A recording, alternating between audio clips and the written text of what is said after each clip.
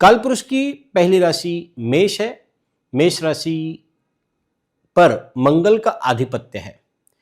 मेष ये अग्नि तत्व और चर राशि है।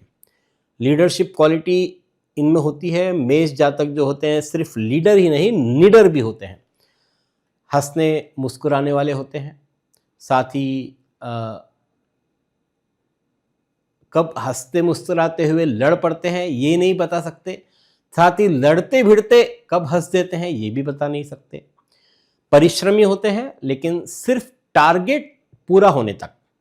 एक बार टारगेट पूरा हो गया तो फिर ये आराम फरमाते हैं।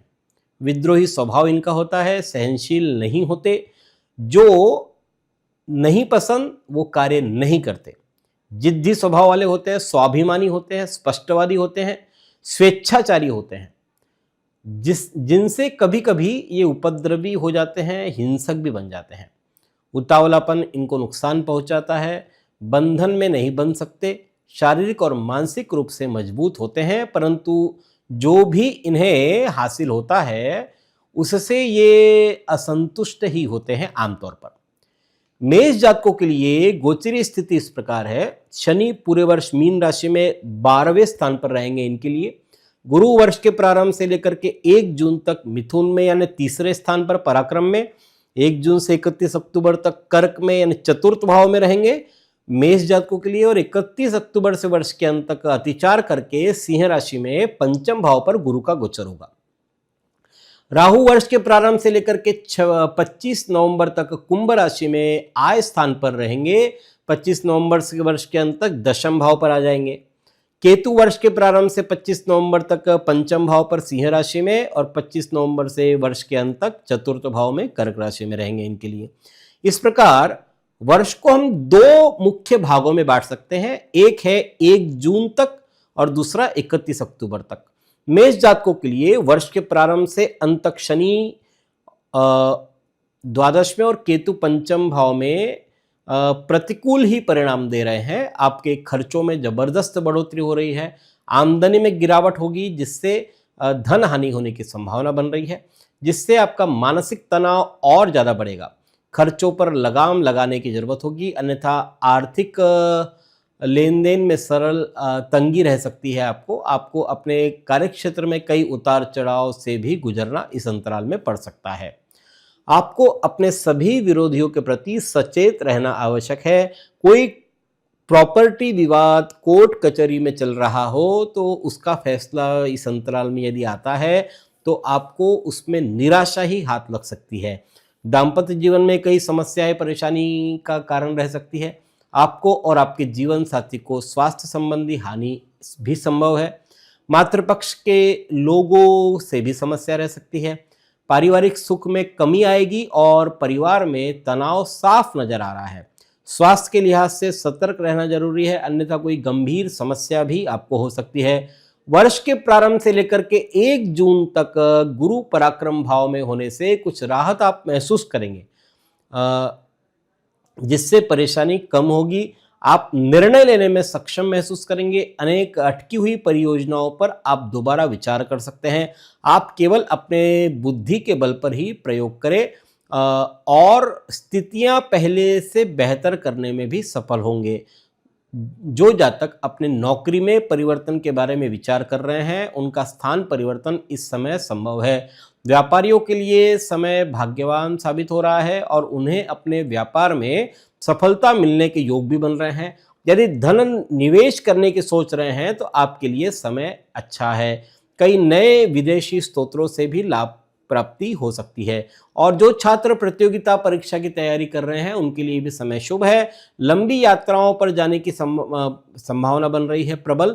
नौकरी पेशा लोगों को कार्यक्षेत्र में सफलता मिलेगी। मल्टीनेशनल कंपनी में काम करने वाले जातकों के लिए समय बेहद लाभकारी साबित हो सकता है।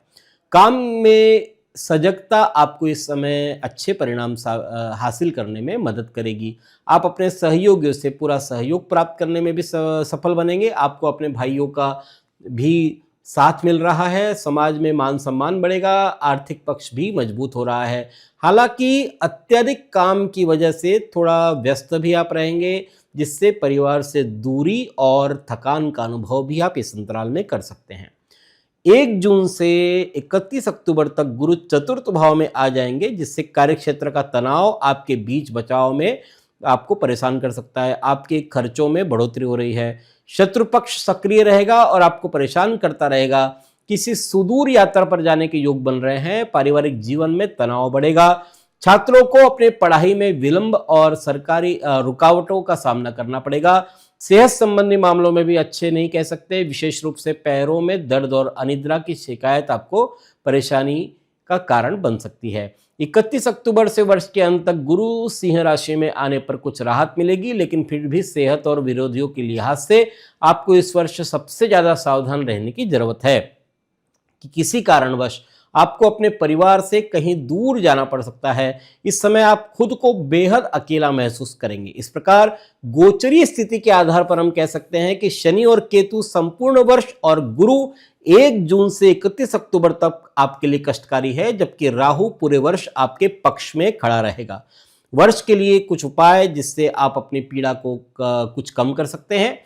इस वर्ष की पीड़ा को कम करने के लिए मूंगा, पुखराज और माणिक, ये 3 रत्न में से आप कोई रत्न पहन सकते हैं। किसी अच्छे विद्वान ज्योतिषी की सलाह के अनुसार ये रत्न पहने।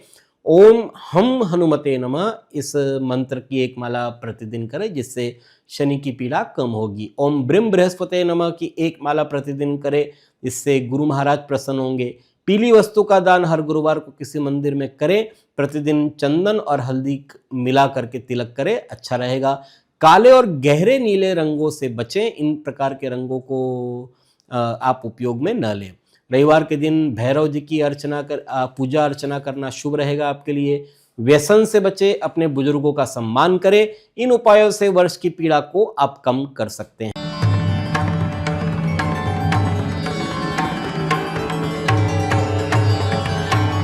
पिछले 20 वर्षों से अपने ज्ञान से हजारों दर्शकों का मार्गदर्शन और समस्या निराकरण करने वाले आपके अपने पंडित सुदर्शन शर्मा शास्त्री जी से आप व्यक्तिगत समाधान पा सकते हैं। कंप्यूटर कुंडली ज्योतिष मार्गदर्शन, वास्तु विजिट, रत्न उपरत्न श्रीमद् भागवत कथा के लिए संपर्क करें पंडित सुदर्शन ओम प्रकाश शर्मा, ओम ज्योतिष कार्यालय, न्यू राधा किशन प्लॉट, महसूल भवन के पास, Akola. Phone number 0724244072, mobile number 9422860311, 9822227765। जो दर्शक व्यक्तिगत नहीं मिल सकते, वे वेबसाइट के माध्यम से भी जुड़ सकते हैं। वेब एड्रेस है www.panditsudarshan.com।